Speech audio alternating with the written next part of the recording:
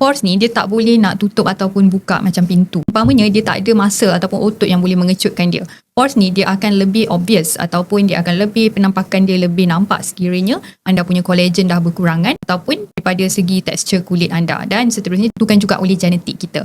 Okay, so pores ni apa yang kita boleh buat adalah kurangkan dia punya penampakan dia dengan cara collagen remodeling. So kat sinilah kita gunakan alternative mesin-mesin sedia ada untuk menambahkan collagen supaya boleh support pores tersebut untuk lebih tertutup ataupun penampilan yang lebih tak nampak. Biasanya saya sarankan adalah rawatan seperti laser, pico laser yang boleh rejuvenate dan juga sedikit sebanyak boleh menghasilkan collagen.